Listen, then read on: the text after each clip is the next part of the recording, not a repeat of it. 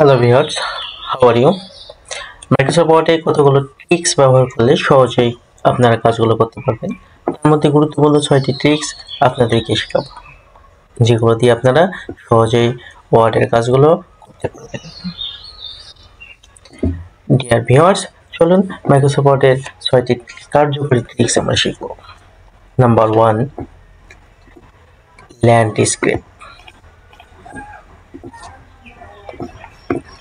আচ্ছা, আমরা কাজ করার সময় বিভিন্ন প্রয়োজনে পেজটাকে ল্যান্ড করতে হয়, এভাবে আমরা ল্যান্ড করব। কিন্তু ডিয়ার ভিউয়ার্স, যদি এই প্রথম পেজ পোর্ট্রেট থাকে এবং দ্বিতীয় পেজ যদি ল্যান্ডস্কেপ করতে চান, তাহলে অনেকেই বিষয়টি জানেন না।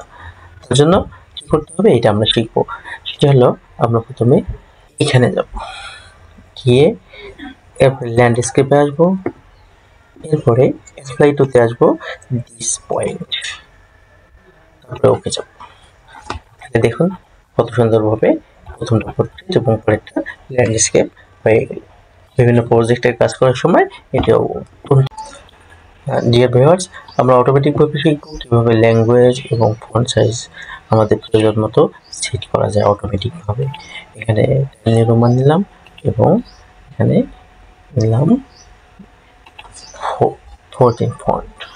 এরপর আমরা এখানে আসবো ডিফল্টে ক্লিক করব এবং ইয়েস করব। আমরা কেটে দিই, দেখি এখানে অটোমেটিকভাবে সেভ হয়ে গেছে। এরপরে আমরা আসি কিভাবে একটি ডকুমেন্টকে অটো সেভ করা যায়, যাতে মূলত ইভিএস নেই নর্মালি কাজ করেন তাদের জন্য এটা খুবই কার্যকরী। এক্ষেত্রে আমরা প্রথমে ওয়ার্ড অপশনে আসবো, ওয়ার্ডে এসে এখানে সেভ বাটনে ক্লিক করবো। সেভে ক্লিক করলে এখানে দেখা যায় save auto recovery every 10 minute. আমরা এটা ইউপিএস নেই, তাহলে এটা 1 মিনিট করে দেবো, তাহলে এটা অটোমেটিক 1 মিনিট পর সেভ হতে থাকবে। এরপরে আরেকটি গুরুত্বপূর্ণ কাজ শিখবো, সেটি হলো আমরা এই কোণাগুলোতে সাধারণত কোনো লিখতে পারি না বা এই সাইডে লিখতে পারি না। এই সাইডে লেখার জন্য আমরা যেটি করবো সেটি হলো টেক্সট বক্স এর মাধ্যমে লিখতে পারবো। আমরা যেমন এই সাইডে লিখতে চাচ্ছি, এখানে একটা টেক্সট বক্স সেট করবো এবং এখানে বিভিন্ন ধরনের লেখা লিখতে পারবো। পাশাপাশি এটা আমাকে সরিয়ে দেবো। ঠিক আছে, ওকে। এরপরে আসি কিভাবে আমরা পেজগুলোর নাম্বারিং করবো। এটা আমরা কি জানি না, শেখা যায়। পেজ নাম্বারিং এর জন্য আমরা মূলত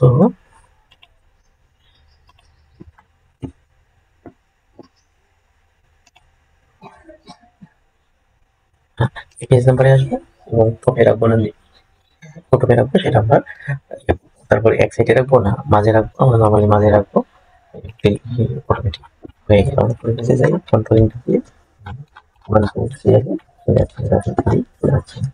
পরে আরেকটি মজার জিনিস শিখবো, সেটা হলো কিভাবে অটোমেটিক ভাবে মাইক্রোসফট ওয়ার্ডের মাধ্যমে টাইম নিয়ে আসা যায় এবং ডেট নিয়ে আসা যায়। তাহলে আমরা প্রথমে ডেট নিয়ে আসি, তার জন্য কি করতে হবে, অল্টার শিফট দিয়ে যেতে হবে। অল্টার শিফট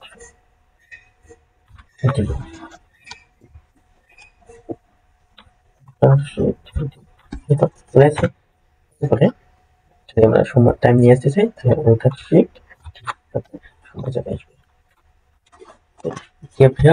যদি আপনাদের এগুলো কাজে লাগে, কোনো অবসরে আসে, তাহলে আমার পেজের সাথে থাকবেন এবং পাশাপাশি পেজটিতে লাইক দিয়ে কমেন্ট করে আমাকে আরো নতুন ভিডিও আনতে সাহায্য করবেন। ওকে, ধন্যবাদ।